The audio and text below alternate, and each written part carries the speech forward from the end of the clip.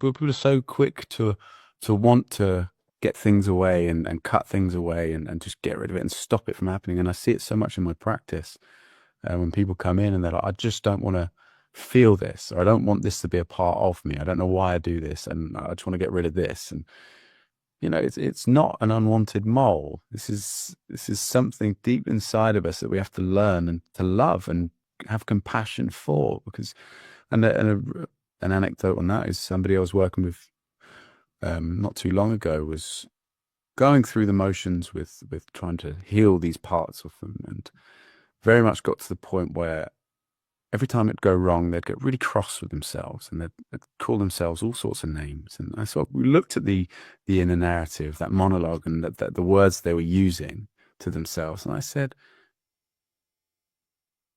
if this was a child sat there, would you talk that way to the child? And they went, no, that'd be an awful thing to say to a child. I'm like, but that's what you're doing to your child inside of you as a child that is in effect when this happens. So if we look at it in regards, so I wrote this thing a while back called A Tear in the Fabric of Time. And it was the idea that when we experience trauma or suffering, innate adversity or suffering, say from a car crash or from something that stops time right in that moment and it tears right through. And then we go on and live our lives. But if you're to pass that place, you're pulled through that tear in that fabric of time and you go straight back into that moment. Same feeling, same smell, same sensations, same everything, pulled right back into that part. And you feel the weight of that.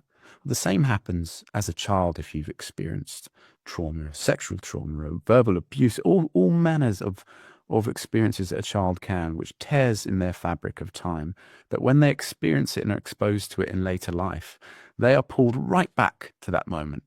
But when you're pulled back to that moment, so too is the state of the brain in regards to the language that you use. This is why people become inaudible. They don't know, they forget everything, that flood of cortisol that washes out the prefrontal cortex, and they've lost the rationality, but they become a child.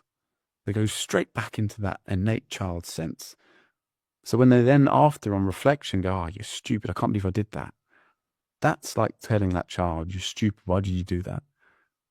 And it's so powerful when you separate the two, and doing parts work within therapies, what I do in my practice as well, which is something I've learned, and it's been phenomenal. And to see that play out, to see someone communicate to that part of them and talk to that child or talk to that version of them that's talking down to them is so powerful. And it's moving. It's absolutely moving to witness that.